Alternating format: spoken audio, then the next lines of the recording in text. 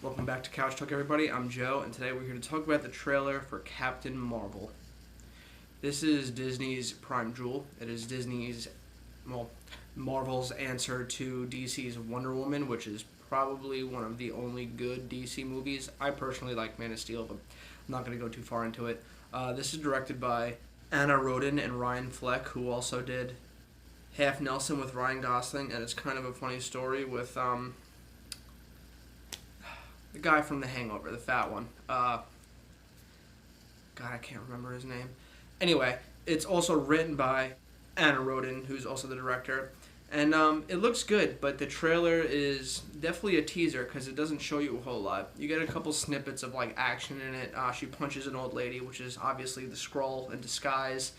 It also stars Sam Jackson and Clark Gregg as Agent Coulson, and they both are de-aged and look really good. They look like they're in a movie in the 80s, and they're back to that part of their prime. And Marvel, Disney, Hollywood in general just kills it now with this whole like de-aging thing. We've seen it in Ant-Man with Hank Pym. They look really great. It was a breath of fresh air to see Sam Jackson that young with a full head of hair.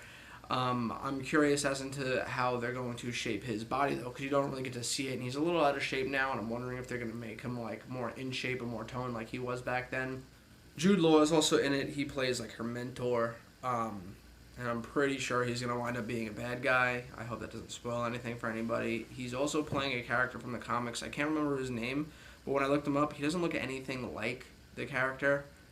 I think it's the hairline, honestly, but I can't fault the guy for his hairline. Jude Law is a great actor. I loved him in the Sherlock Holmes movies, so I'm interested to see what he does now, finally getting to be in a superhero movie and how much of badass shit he could do. I don't know. I mean, I saw a little bit of it in Sherlock Holmes and a little bit of it in that movie Spy with Melissa McCarthy, which I really liked.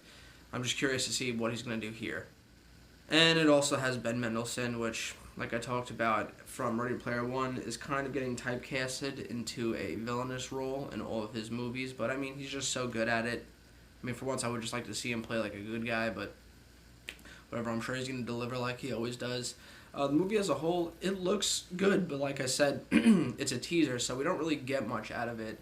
They show a lot of these really inspirational shots of her like talking about how she feels like she's lived this same life over and over, but like from a different perspective. Like, there's like a scene in the trailer where she's getting up from like 15 different character perspectives. She's like a baseball player or like a fighter, and it's just supposed to be inspirational. And I feel like it kind of symbolizes that like there's a hero in all of us, like no matter who you are.